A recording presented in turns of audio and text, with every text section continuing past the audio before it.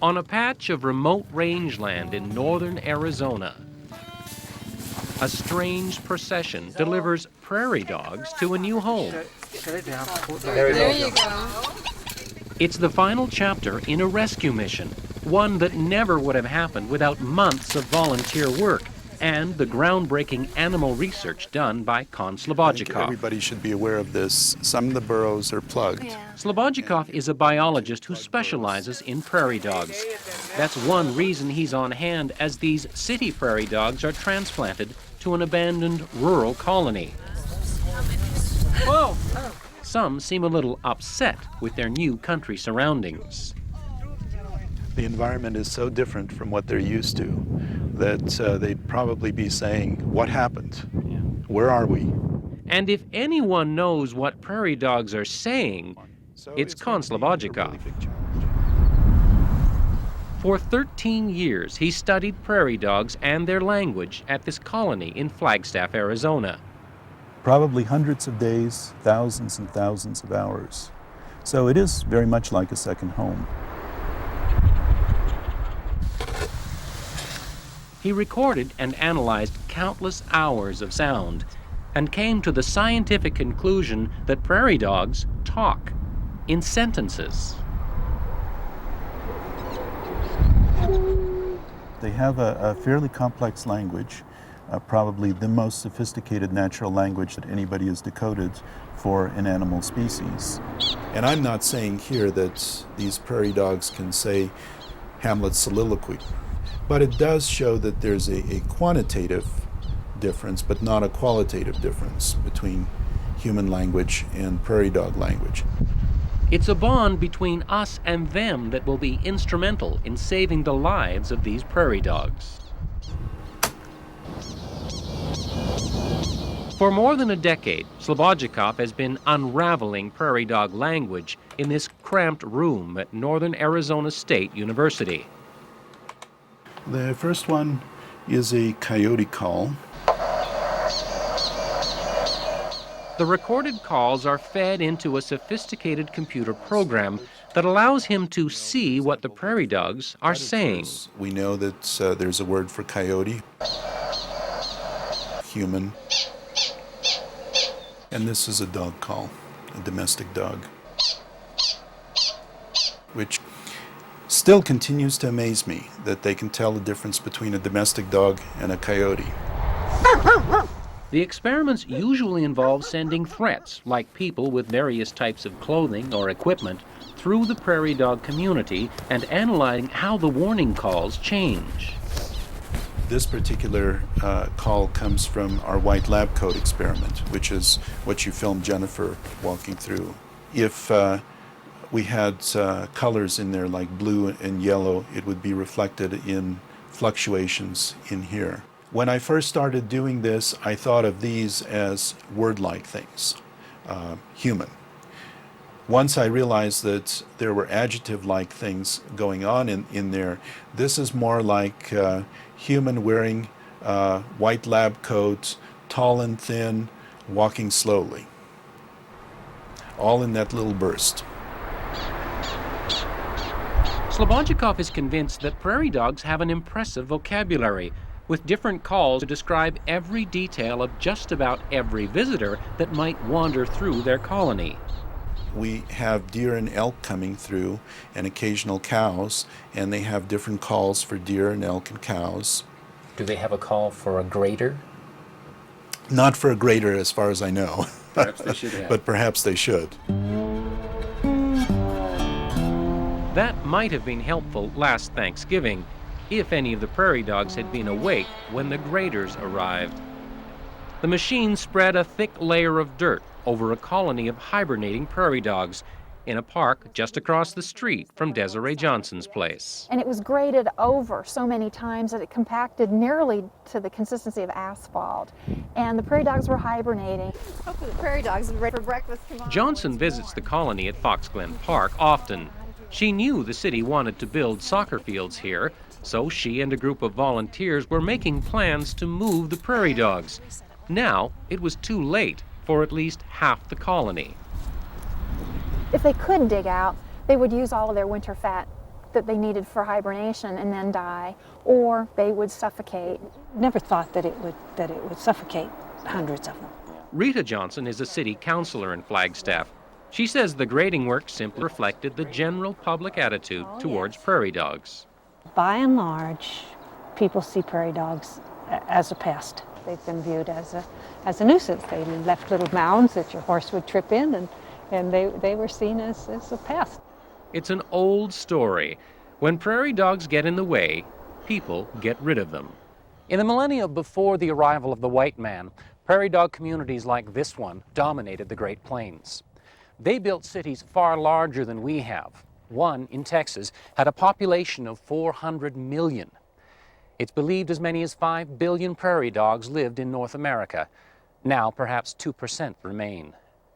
Of the 5 major species, 1 is endangered, 2 are threatened, and the other 2 are on the brink. And all because of pressure from people.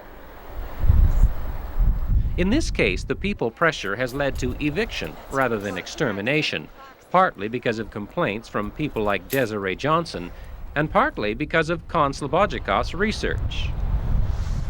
Kon's work that suggests that they have a conversation with one another, that it's a whole family entity, it certainly makes one feel more of a connection and more of a sympathy or an empathy for the prairie dogs. You don't see them anymore as little rats. You see them as something closer to dogs. I think Kon's work has had a major impact on the debate. I think it's moved the Fish and Game and the city to agree that they should relocate the prairie dogs as opposed to simply exterminate them. Path area, everything that's there seems related to me. Okay. And you're talking about the family groups, right? the family group, right. The volunteers moved into high gear, putting out traps baited with sunflower seeds weeks before the planned move. The idea was to get the prairie dogs accustomed to feeding inside the metal cages. It does appear to be working out. An excited volunteer called me to let me know that she saw 3 prairie dogs nudging, elbowing each other to try to get into one cage at the same time. And we have to be here by 5? Probably. I can do 5:30. that. I'm a morning person. Are you? The volunteers are a dedicated bunch, in part because they love animals, in part because of Slobodjikov's research. It's played a tremendous role. It helps us have something that we feel is a little more scientific, a little more objective than just our own subjective connection that we feel. Desiree Johnson has no trouble believing prairie dogs are thinking creatures, even though the professor is careful about how he phrases his view. They actually probably can think. They probably can have some measure of consciousness about themselves and about what's going on around them. Now you say they probably can think. Where does the probably come from? The probably comes from scientific caution, in the sense that in science we really can't definitively prove anything. And ultimately, from a scientific standpoint, I can't prove that you think, and you can't prove that I think. And so that's where the probably comes from. In about 15 or 20 minutes, we'll all take a walk and start picking up prairie dogs. But first, It's moving day for the prairie dogs of Farks Glen Park. Officers from the State Fish and Game Department supervise the volunteers. Don't worry. What number are we on, Kon? 19. 19. This should be 20, right? Yeah. It's a successful morning. More than 3 dozen prairie dogs, almost half the number believed to have survived the grading work, wait anxiously inside the traps. He's probably not too bad. You're okay, honey. They would probably be expressing dismay and unhappiness at being exposed to so much disturbance and so much activity. Slobodjikov can sympathize with those feelings. Like these prairie dogs, there's no longer room for him and his research in Flagstaff. Lots of dogs get walked along here. Lots of people ride bikes. Lots of joggers come through here. His research colony is a stone's throw from the park where the prairie dogs were buried, and the city has just built a trail connecting 2 neighborhoods right through the middle of it. There is really nothing that we can do here. There is just too much disturbance here. So pretty much at this point I'm going to take the blind down and pull up the stakes. Start over. And start over. That new start will come on rangeland 50 kilometers north of Flagstaff. not far from the abandoned prairie dog colony where the Foxglen animals are released.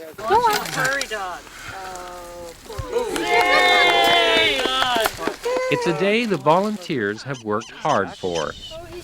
Oh, those are the two. What we should be doing is staying connected with the natural world. We are the natural world. And so my convictions are even stronger than before the project was started. But it's a bittersweet day for the professor. It's certainly a defeat in terms of seeing the prairie dogs in the city lose ground. His research has been dealt a serious blow. Getting started again so far from the university will be difficult and expensive. This one for you.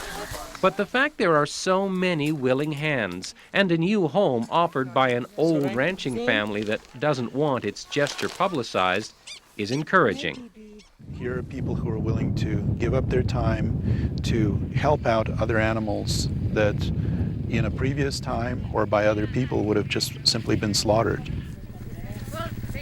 Still, this project and Slobodchikov's work is not just about prairie dogs.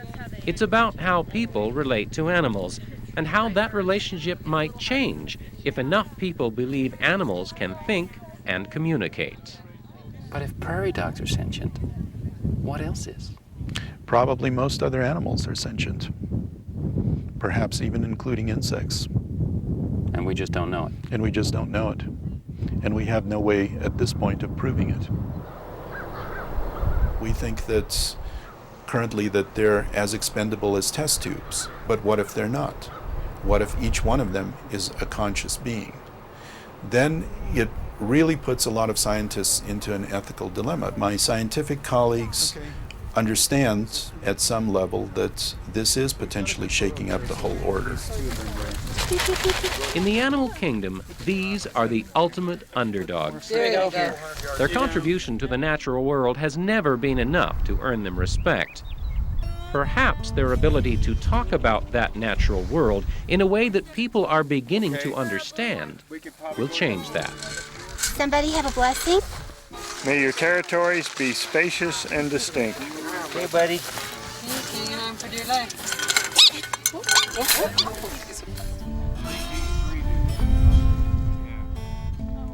For Country Canada, I'm Jim McQuarrie in northern Arizona.